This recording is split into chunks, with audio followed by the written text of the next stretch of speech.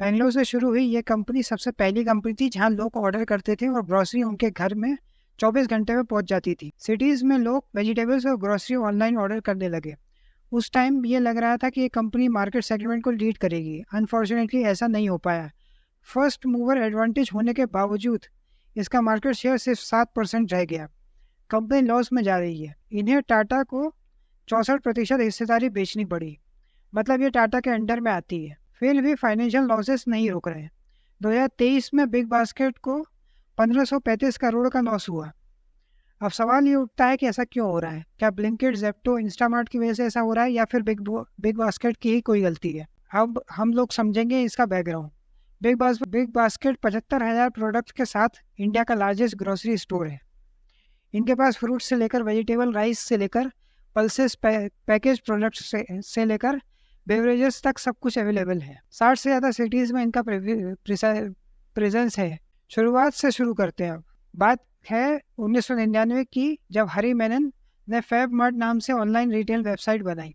पर यह idea time से बहुत आगे था। लोग ठीक से इंटरनेट के बारे में नहीं जानते थे उस टाइम पे। ऑनलाइन ऑर्डर करना तो बहुत बड़ी बात है, इसलिए ये बिजनेस ज़्यादा लोगों तक नहीं पहुंच पाया। फिर भी ये नहीं रुके। इन्होंने फैब मॉल्स के नाम से फिजिकल मॉल खोले। इस बार ये स्टोर्स चलने भी लगे और अब ये स्टोर्स मोर नाम से ऑपरेट होते हैं, जो कि आदित्य बिरला ग्रुप के अंडर में आते हैं। दिसंबर 2011 में ये 5 दोस्त फिर से इकट्ठा हुए। फिर से इन्होंने ऑनलाइन ग्रोसरी स्टोर वाले आइडिया पर काम करना शुरू किया। अब की बार ये सही टाइम था क्योंकि स्मार्टफोन मार्केट बूम कर रहा था। लोग ई कॉमर्स को समझ रहे थे। हर चीज़ ई कॉमर्स में अवेलेबल हो रही थी, सिर्फ ग्रोसरी को छोड़कर। ऐसे इन पांचों ने मिलकर बिग बास्केट की शुरुआत की। बिग बास्केट शुरुआत से के दिनों में परचेस टू ऑर्डर मॉडल पर वर्क करता था। इस ऑर्डर में डिलीवरी बॉय रिटेलर से पिक करते थे और कस्टमर को डिलीवर करते थे। समय के साथ कंपनी इस मॉडल से इन्वेंट्री मॉडल पर शिफ्ट हो गई। इसमें बिग बास्केट सप्लायर से प्रोडक्ट लेता है, मंडी से सामान खरीदता है, फिर स्टोर्स में रखने जाता है। तो इनके स्टोर से सामान को लेकर सीधा कस्टमर को देता है और ये लोग हाइपर लोकल लेवल पर भी वर्क करते हैं। इसमें ये लोकल स्टोर से भी टाई अप करते हैं, इसमें सामान डिलीवर हो सके। क्विक कॉमर्स में एंटर करने के लिए बिग बास्केट ने 2-3 तरीके से एंट्री ली। एक तो बिग बास्केट ऐप है, जिसमें जो जियो मार्ट से कम्पीट करती है। दूसरा है बिग बास्केट डेली। ये एक सब्सक्रिप्शन बेस्ड प्लेटफॉर्म है जहाँ पर आप डेली फ्रूट, वेजिटेबल और इवन कोकोनट भी ऑर्डर कर सकते हैं। आपको डेली ऑर्डर करने की ज़रूरत नहीं है। जिस तरह हम लोकल न्यूज़पेपर पर एक बार सब्सक्रिप्शन लेते हैं और हर रोज़ हमें न्यूज़पेपर में आता है, वैसे ही होता है। तीसरा है बीबी इंस्टेंट। इसमें मशीन लगाई जाती है जिससे बिना किसी कॉन्टैक्ट के फूड आइटम और बेवरेजेस बाय कर सकते हैं, और ये कंपनी के लिए बेनिफिशियल भी है। इसमें इंस्टॉलेशन पे पैसे लगते हैं, लेकिन 24/7 काम करती है। सभी मशीन्स इंटरनेट के थ्रू कनेक्टेड होती है। फ़ोन से आप पेमेंट कर सकते हो। इसके अलावा BigBasket men's beauty, women's beauty और पर्सनल केयर भी है। अब बात करते हैं इनके रेवेन्यू मॉडल के बारे में।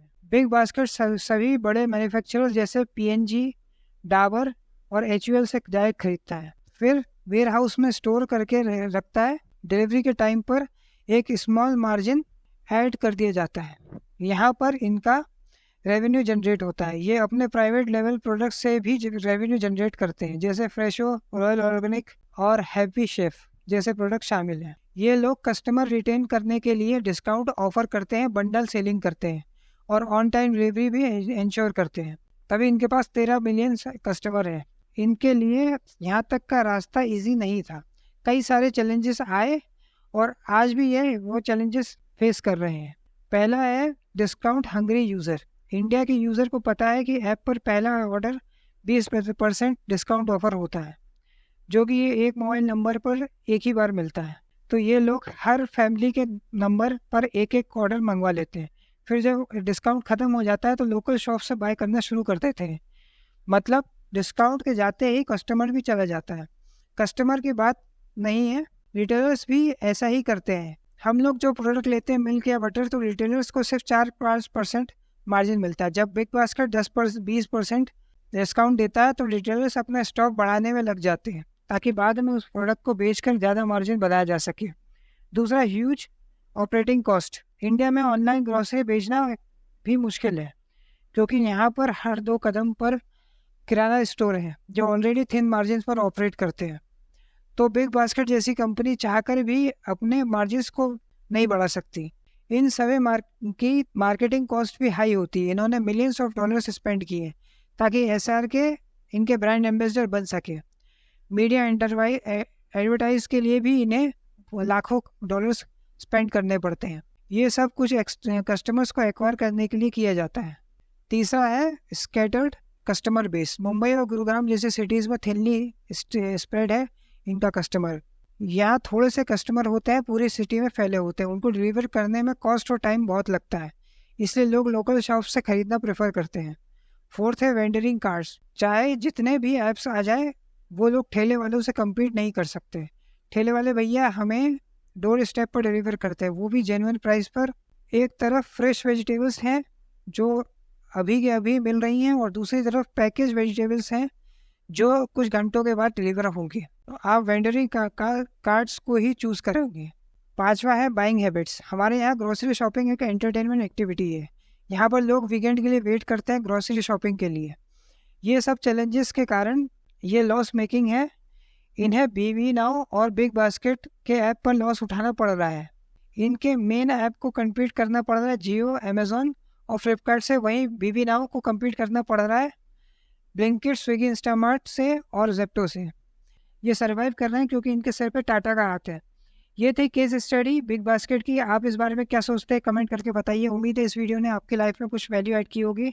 अगर ये वीडियो आपको पसंद आया तो इस वीडियो को लाइक करें, शेयर करें और नंबर 1 केस स्टडी चैनल को सब्सक्राइब करें। लेटेस्ट नोटिफिकेशन के लिए बेल आइकन को दबाना ना भूलें। धन्यवाद।